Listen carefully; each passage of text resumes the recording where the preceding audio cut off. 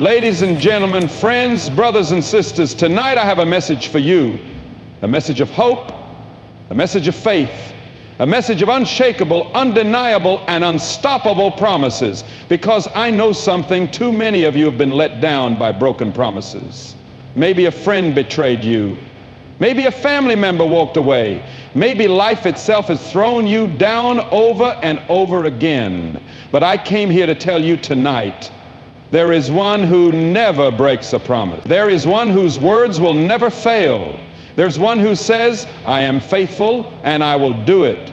A promise is a declaration of commitment, a word spoken with the power to change lives, move mountains, and shape destinies. But a promise is only as strong as the one who makes it. In this world, we've all seen promises that were made and broken in the same breath.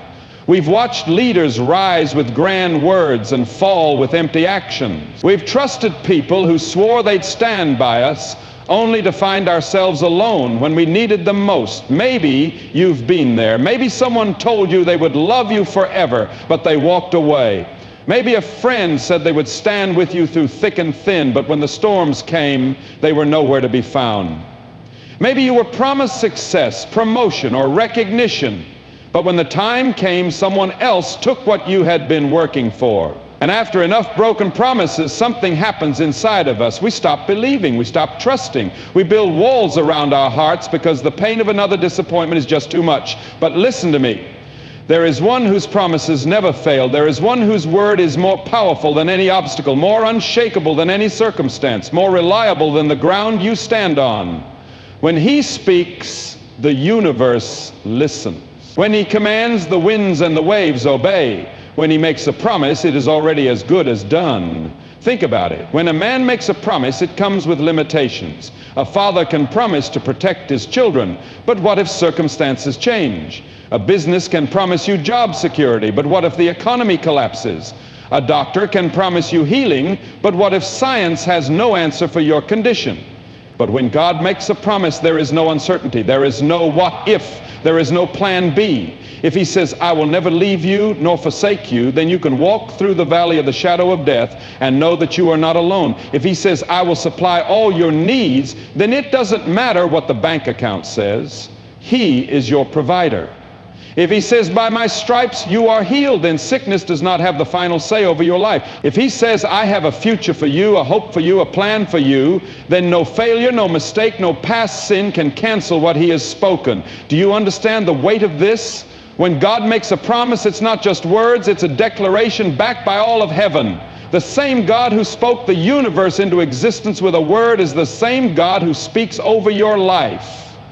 Let me ask you something. Have you ever made a promise to a child? Have you seen their eyes light up with excitement, their hearts full of expectation, simply because you said, I promise? A father tells his little girl, I promise to take you to the park this weekend, and she doesn't doubt it for a second. She doesn't sit around wondering, will he really do it? No, she believes because she trusts her father's word.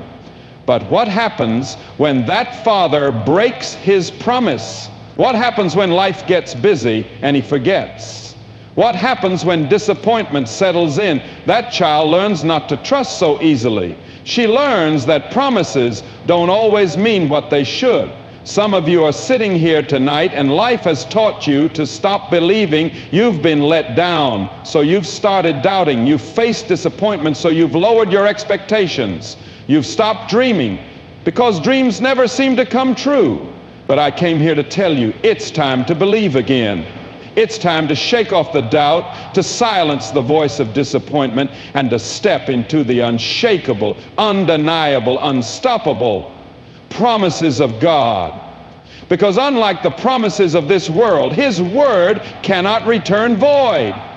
Unlike the words of man, his word is eternal, unbreakable, and unchangeable.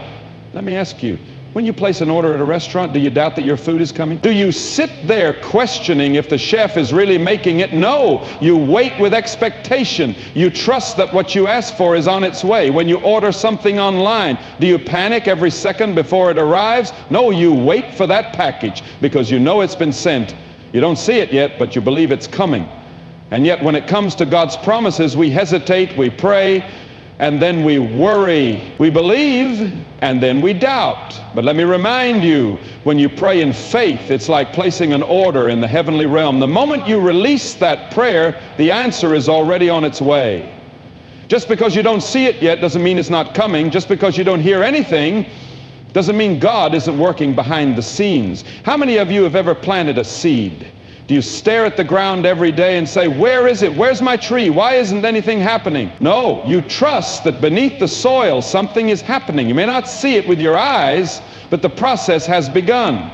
Some of you need to start trusting that your seed is growing, your miracle is in motion, your breakthrough is breaking through. Just because you don't see the promise fulfilled yet doesn't mean it's not on its way. When Noah built the ark, he had never seen rain before. But God said, it will rain, and that was enough. So he built. People laughed, people mocked, but he trusted the promise. And one day the rain came. When Abraham was told he would have a son, he was already an old man. His wife laughed at the idea, but God had spoken it, and that was enough. Years passed, it looked impossible, but one day the promise came to pass. When Jesus told Peter to step out of the boat and walk on water, Peter didn't ask for proof first. And he didn't say, Lord, show me the path beneath the waves. No, he just stepped. Because the promise was enough. And that's what I want to tell you tonight. When God makes a promise, don't wait for proof, just step. Step into his faithfulness. Step into his provision. Step into his healing. Step into his plan for your life. Because if he said it, it will happen. People make promises every day. Some with good intentions, some with selfish motives, and some with no real intention of keeping them at all. A father tells his son, I'll be at your game, I promise. But then work calls and suddenly that promise is broken. A couple stands at an altar looking into each other's eyes saying, I promise to love you forever. But months or years later, those words turn to dust. A politician stands before a crowd declaring, I will bring change. I will make things better. But when the time comes to act, excuses replace action, and disappointment replaces hope. We live in a world filled with empty promises. People say one thing and do another. They promise loyalty but disappear when things get hard. They promise success but leave you stranded when the road gets rough. They promise happiness but deliver heartbreak. And after being let down enough times, we start building walls around our hearts. We stop believing in promises. We stop trusting words. Maybe you felt that before. Maybe someone you loved walked away. Maybe a friend who swore to stand with you turned their back. Maybe life itself has left you feeling betrayed, like every promise ever made to you was just another lie waiting to be exposed. But hear me now. God's promises are not like man's promises. When he speaks, it is not wishful thinking. When he declares something, it is not a temporary statement. When he says he will do something, you can take it as absolute truth. Let me ask you, how many times has a company promised you a lifetime warranty only to find out there was fine print that took it away? How many times has someone said, I'll always be there, but when you really needed them, they were nowhere to be found? How many times has life itself dangled hope in front of you only to snatch it away at the last second? But when God makes a promise, there is no fine print. There is no expiration date. There are no conditions that he will suddenly change. He is not a man that he should lie. He does not change his mind like shifting shadows. His word is final, unshakable, and eternal. If he says he will provide, then no economy, no job loss, no financial crisis can stop him. If he says he will heal, then no sickness, no diagnosis, no doctor's report can override his power. If he says he will restore, then no broken relationship, no past mistake, no regret is beyond his ability to redeem. Have you ever noticed how quickly people forget their promises when circumstances change? A friend promises, call me anytime, I'm always here, but then you call at the wrong time, and suddenly they don't answer. A boss promises a promotion, but when profits fall, that promise is forgotten. A spouse promises commitment, but when temptation comes, the promise is abandoned. But God is not swayed by circumstances. He does not say one thing today and another thing tomorrow. If he has spoken a promise over your life, then nothing, no person, no circumstance, no attack from the enemy can take it away. The only thing that can stop you from seeing it come to pass is if you stop believing in it. Think about this. If you deposit a check from a billionaire, you don't worry if it will bounce. You don't call the bank 100 times to make sure the money is real. You trust it because you know the one who signed it has enough to back it up. Now tell me this. If we can trust a piece of paper with ink on it, why do we struggle to trust the creator of the universe? If we can believe in a paycheck coming at the end of the month, why do we doubt the one who owns the cattle on 1,000 hills? If we can put faith in an airline to get us to our destination safely, why do we hesitate to trust the one who holds the stars in place? Some of you have been living in fear because you put more trust in the words of men than in the promises of God. Some of you have been hesitant to step into your calling because you've been let down before, and you're afraid of being let down again. Some of you have been so hurt by the broken promises of this world that you've stopped believing in the unbreakable promises of heaven, but I came to tell you tonight, God's word is stronger than any lie, his promises are bigger than any fear, and his faithfulness is greater than any disappointment you've ever faced. When he told Noah to build the ark, people laughed, they mocked him, they told him he was crazy, but the promise of God was greater than their doubt, and one day the rain came, and Noah stood in the fulfillment of the promise. When he told Sarah she would have a son, she laughed because it seemed impossible. She was old, her body was past the point of bearing children, but God's promise was greater than her circumstances. And one day she held that promise in her arms. When he told the Israelites that he would take them to the promised land, they faced opposition, trials, and challenges along the way. But not one of God's promises failed. Every word he spoke came to pass. And the same God who kept his promises to Noah, to Sarah, to Moses, to David, to Peter, to Paul, is the same God who will keep his promises to you. The world will try to convince you otherwise. The enemy will whisper doubts into your ear.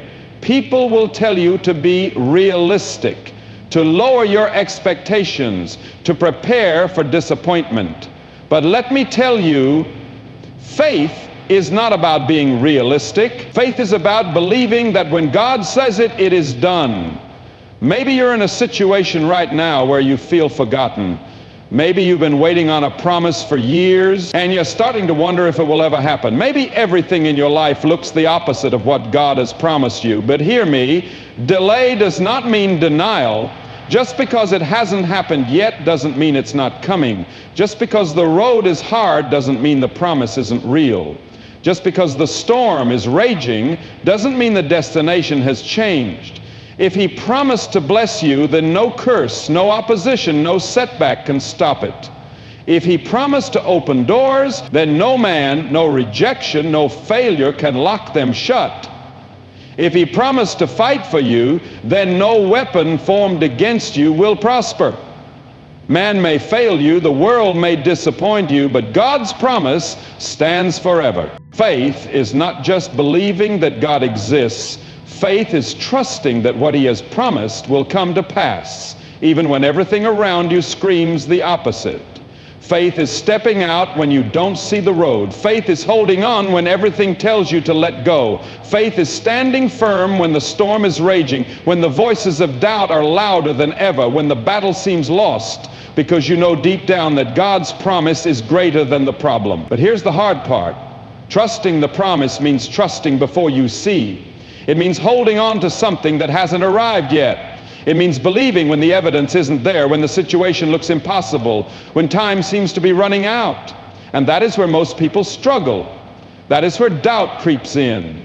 Imagine a farmer planting seeds in the ground. He covers them with soil, waters them, and walks away. And he doesn't stand there every day yelling at the ground, "Where is my harvest?" He doesn't dig up the seed after 2 days because he doesn't see progress. No, he trusts that the process is happening even when he can't see it.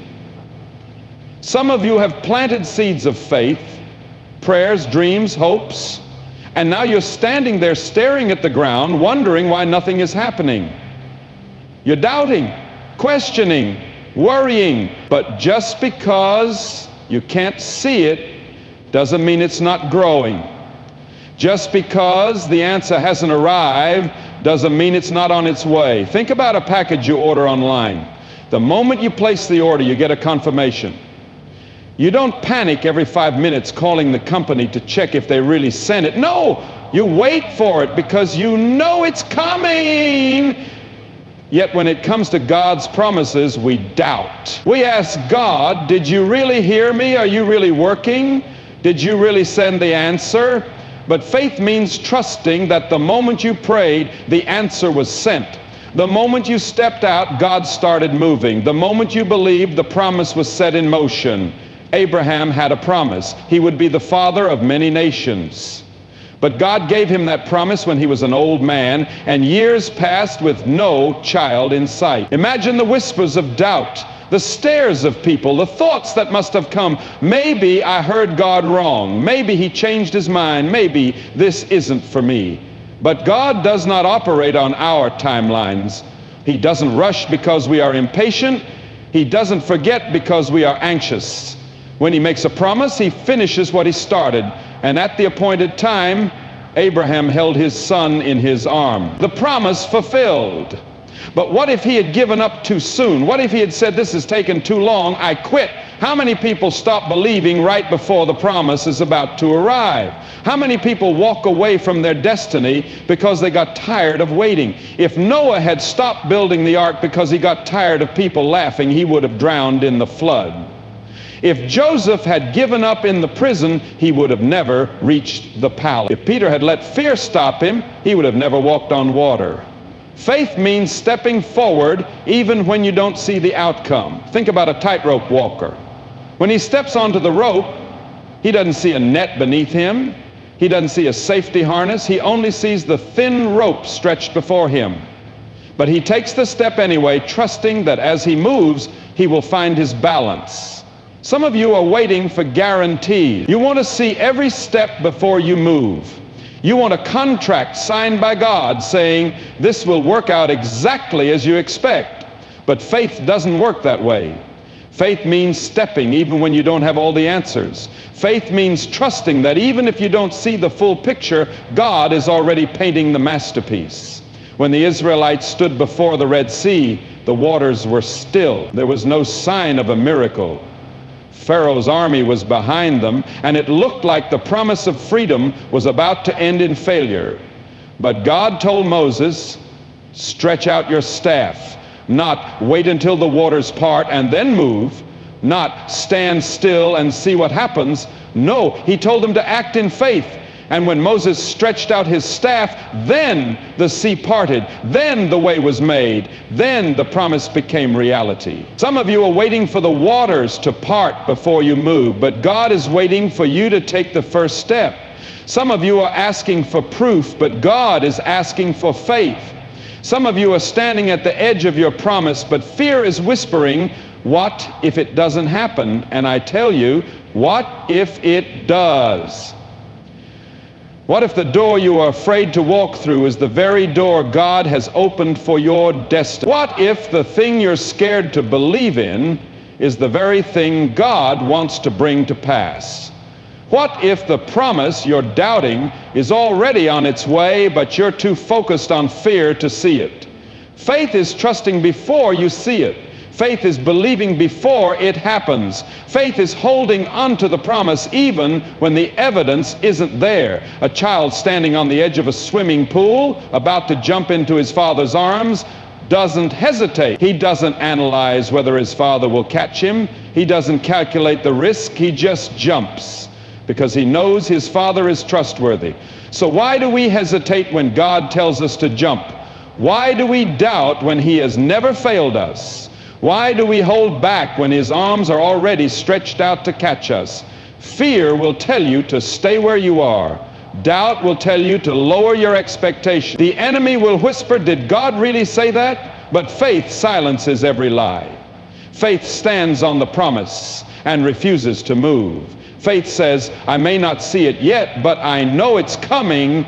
And when you trust the promise, even before it happens, you unlock miracles, you unlock breakthroughs, you unlock the fullness of what God has for you, because faith is not just believing, Faith is trusting. Doubt is the weapon the enemy uses to paralyze you.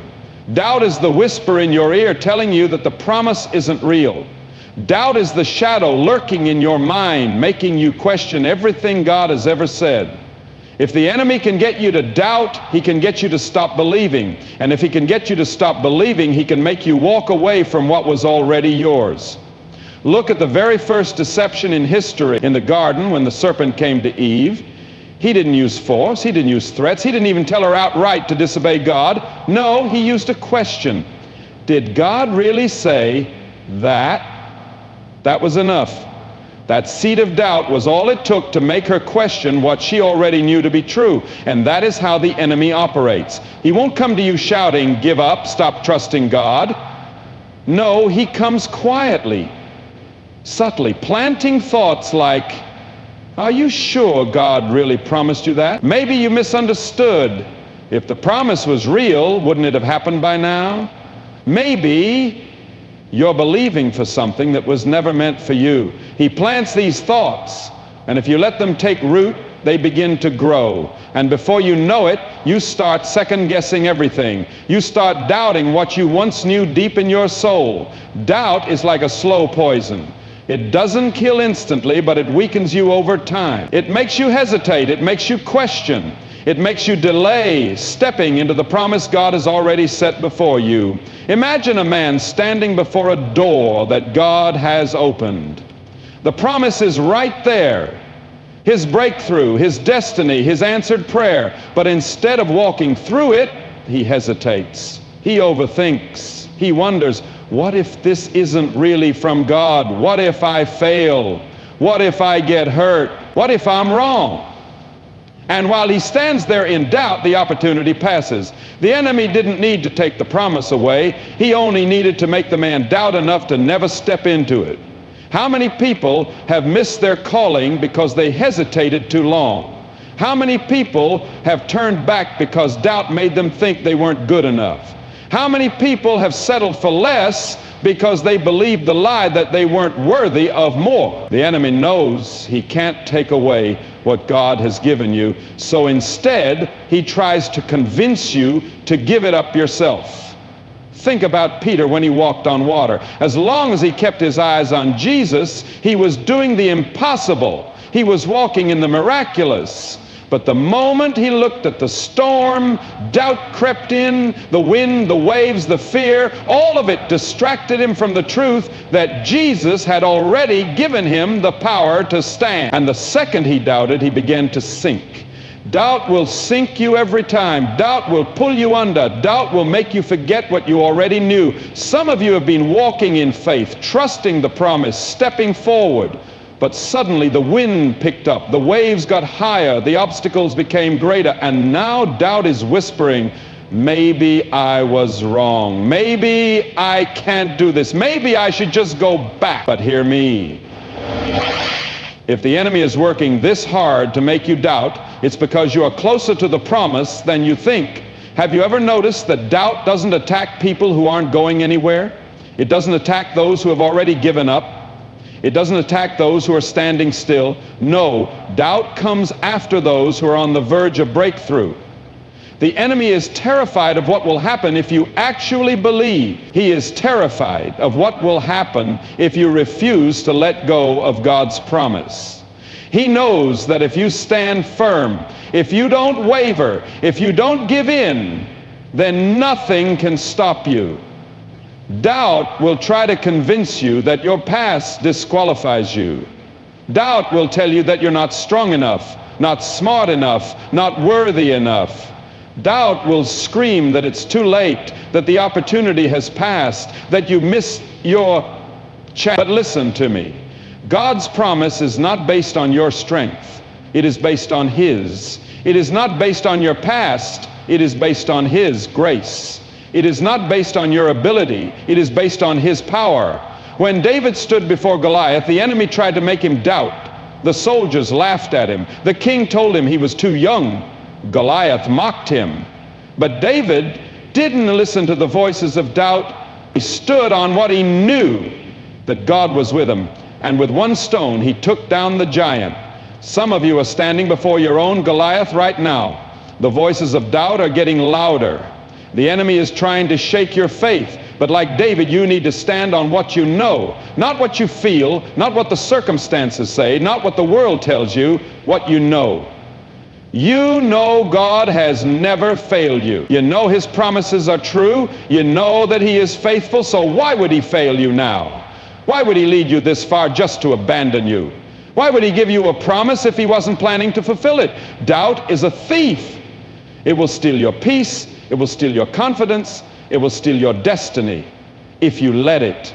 But you have a choice. You can listen to the lies, or you can stand on the truth. You can waver, or you can hold firm. You can let doubt sink you, or you can fix your eyes on Jesus and walk on water. Because the enemy can whisper all the lies he wants, but he can't change the truth. And the truth is, God's promise still stands. We live in a world that demands instant results. We want everything now. We want prayers answered immediately, dreams fulfilled overnight, and breakthroughs to come without delay. We live in an age of fast food, instant messaging, and same-day delivery. And when things take longer than we expect, frustration sets in. Doubt creeps in. We start questioning God's plan.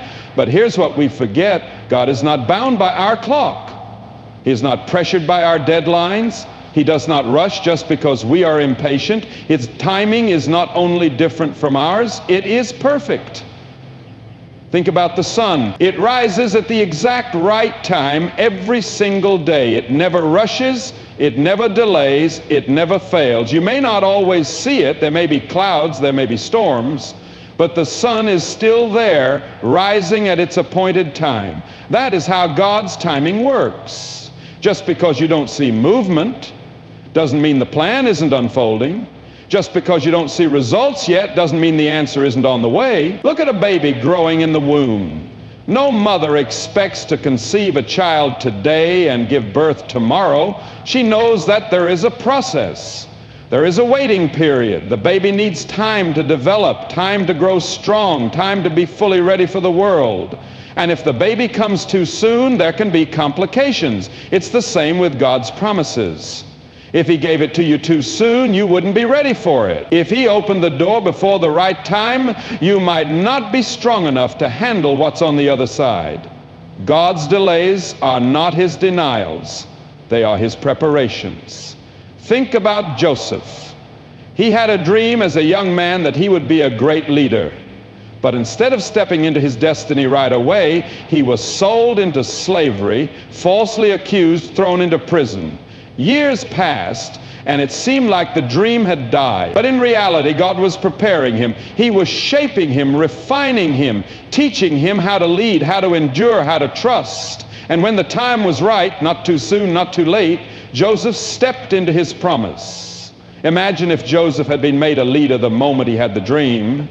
He wasn't ready yet. He hadn't been tested. He hadn't been refined. But by the time he stood before Pharaoh, he had the wisdom, the strength, and the character to handle the position. Some of you are wondering why your breakthrough hasn't come yet. You're frustrated, questioning, asking God, why is this taking so long? But what if the delay is actually a setup? What if God is working behind the scenes, aligning everything in the perfect way, not just so you receive the promise, but so you can keep it when it comes? A butterfly doesn't fight its way out of the cocoon in one day. A seed doesn't turn into a tree overnight. The most beautiful masterpieces take time to create. And when it comes to your life, God is not rushing because he is crafting something greater than you can imagine. Think about a puzzle. When you dump the pieces on the table, it looks like chaos. It doesn't make sense. You try to force pieces together, but they don't fit. But as time goes on, as piece by piece falls into place, the full picture starts to appear. And then one day you step back and realize this is what God was doing all along. Some of you are holding a single piece of the puzzle right now. You don't understand it. It doesn't seem to fit, but God sees the full picture. He knows how every moment, every delay, every detour is actually part of the masterpiece he is creating in your life. Think about Lazarus. When Jesus got word that Lazarus was sick, He didn't rush. He didn't run to heal him immediately. Instead, he waited. And by the time he arrived, Lazarus had been dead for 4 days. The people said, "Lord, if you had been here sooner, this wouldn't have happened." But what they didn't realize was that Jesus wasn't late. He was right on time. Because he wasn't just going to heal Lazarus. He was going to raise him from the dead. Sometimes we think God is late. We think he's forgotten us. We think he missed the deadline. But what if he's setting up something greater than you expected? What if he's not just answering your prayer, he's exceeding it? Abraham and Sarah were promised a son, but years went by with no child. Their faith wavered. They tried to take matters into their own hands, and it led to unnecessary pain. But when the time was right, when the season was perfect, Isaac was born. God's timing is not random. It is strategic. He is setting things in place, moving things into alignment, orchestrating the perfect moment. Not just so you receive the promise, but so the promise arrives at the moment it will have the greatest impact. If a plane takes off before the runway is clear, it can crash. If you pull a cake out of the oven before it's done baking, it will collapse. If you break open a cocoon too soon, the butterfly, some of you are in the waiting season, and you're struggling because you don't see movement. But just because you don't see it doesn't mean nothing is happening. The roots of a tree grow deep before the branches grow tall. The foundation of a building is laid before the walls rise. You may feel like nothing is happening, but God is working beneath the surface.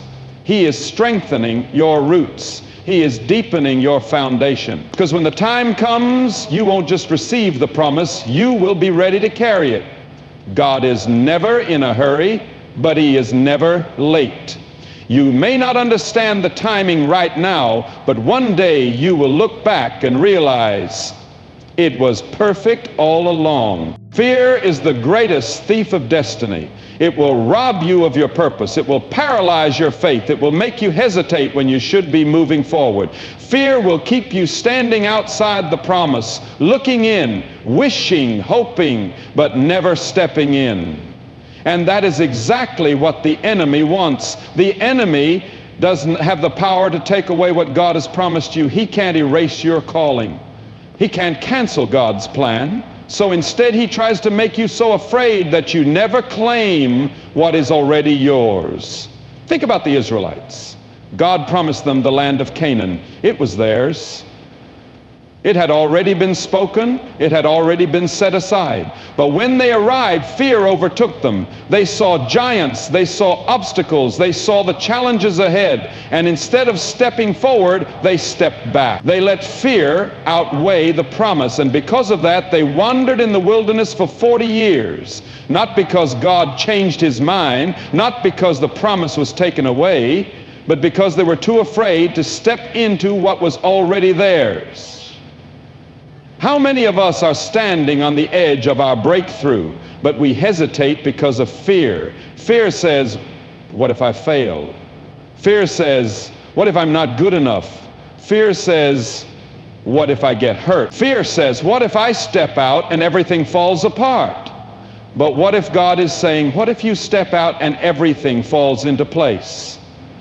The enemy uses fear to control you. He whispers lies in your ear to make you doubt. He magnifies your weaknesses.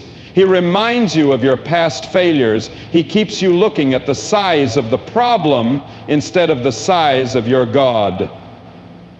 But here's what you need to know. Fear is a liar. Fear is the shadow that grows larger when you shine the light on it. It has no real power except the power you give it.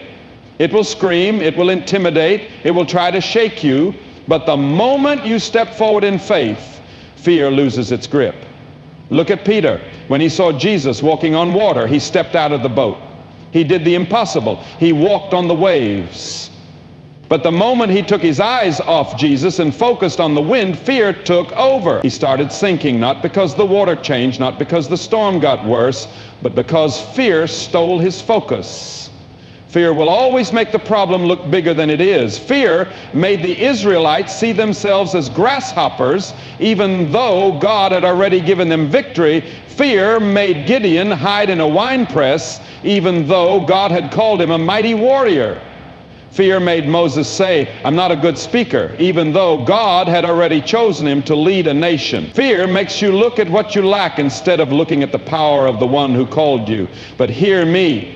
You were not created to walk in fear. You were created to walk in the promise.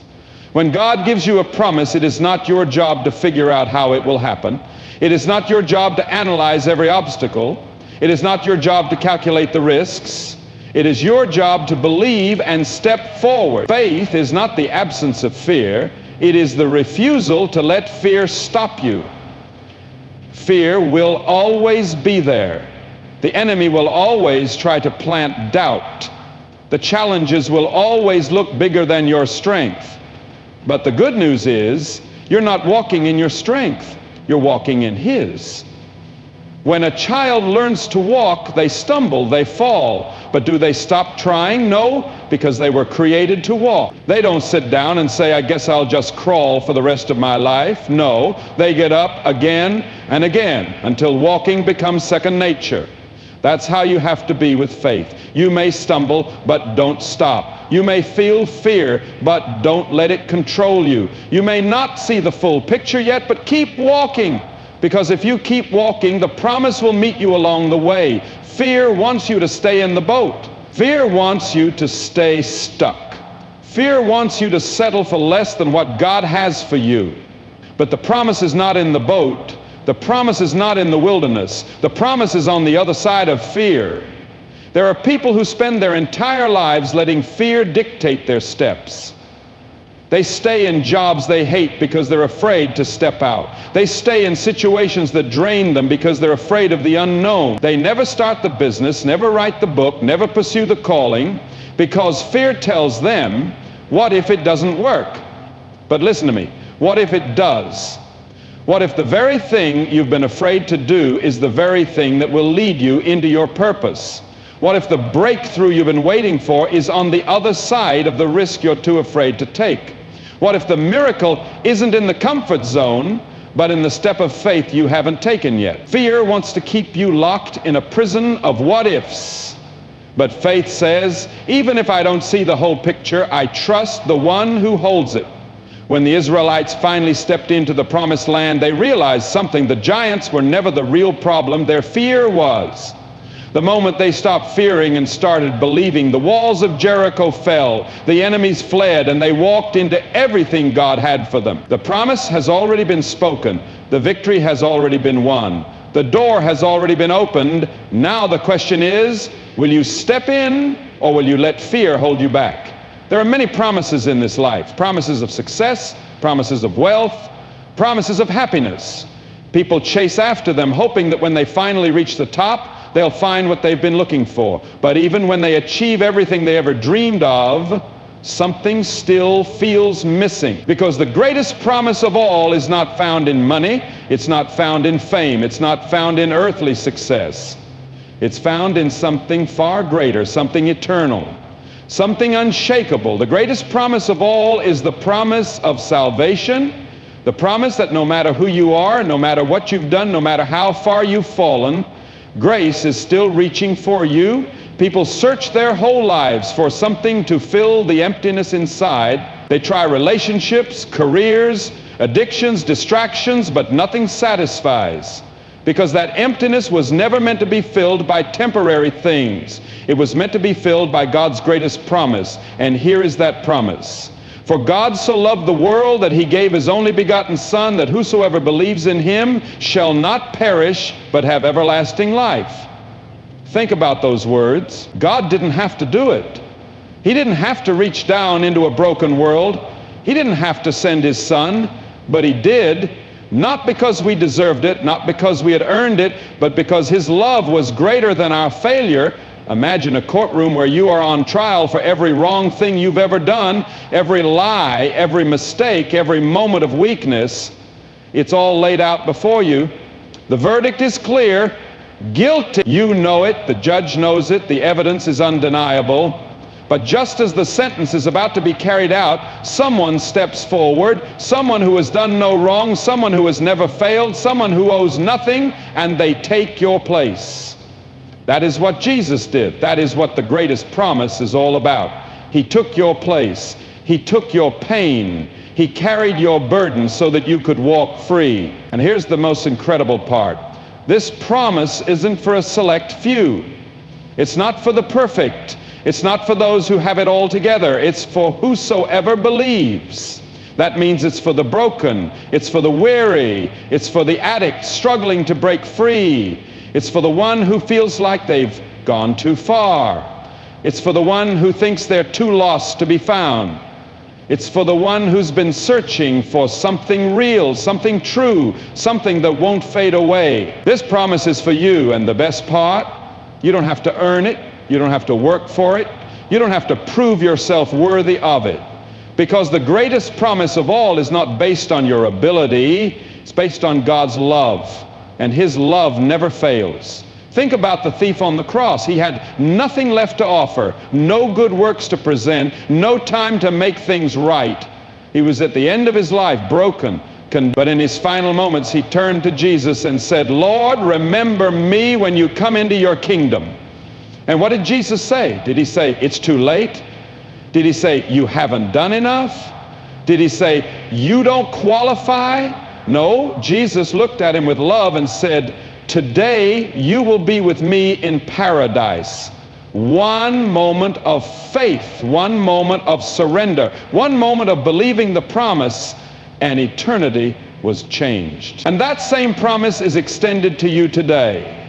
You don't have to carry the weight of your past. You don't have to live in shame. You don't have to wonder if you're enough, because Jesus already paid the price. And when you accept that promise, everything changes. Suddenly fear loses its grip. Suddenly guilt has no power over you. Suddenly you realize you are loved beyond measure, chosen beyond doubt, redeemed beyond reason. This world is temporary. Every success, every achievement, every possession, it all fades. But the greatest promise of all, it lasts forever. When the storms of life come, this promise stands. When the world tries to shake you, this promise remains. When everything else crumbles, this promise holds firm. Because this isn't a promise made by man, this is a promise sealed in blood.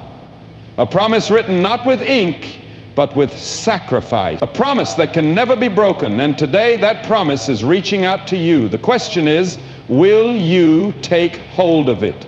Life is a journey filled with choices. Every day we stand at a crossroads between faith and fear, between doubt and belief, between holding back and stepping forward. And the truth is, you were not created to live in hesitation. You were not designed to stand on the sidelines watching life pass you by. You were made for more. The promises of God are not distant dreams meant for someone else. They are not reserved for the perfect, the strong, or the fearless.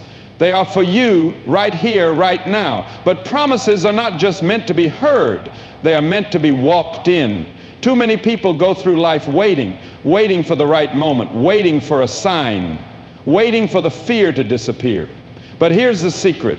The right moment is now, because faith doesn't wait for the fear to leave. Faith moves forward in spite of fear. Remember this.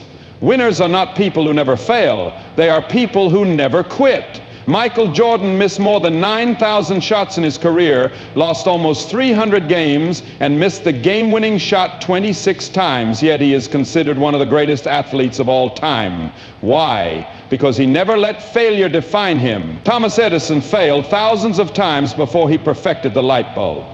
When asked about it, he didn't say he failed. He said he simply found thousands of ways that didn't work. The greatest stories, the greatest victories, the greatest breakthroughs, they all belong to those who refuse to quit. You have a promise. You have a calling. You have a purpose that is bigger than your fears, stronger than your doubts, greater than your failures. But you have to believe it enough to walk in it. Think about an eagle. When a storm comes, other birds hide. They retreat. They seek shelter. They wait for it to pass. But not the eagle. The eagle spreads its wings and rises above the storm. That is who you are meant to be. Not someone who runs from challenges, but someone who rises above them. Not someone who settles for what is easy, but someone who fights for what is promised. And listen to me, there will be obstacles, there will be moments when you feel like giving up, moments when the promise seems too far, too impossible, too unreachable. But that is when you have to dig deep and remember why you started, because the only thing standing between you and your breakthrough is your willingness to keep moving forward. When you feel tired, keep going.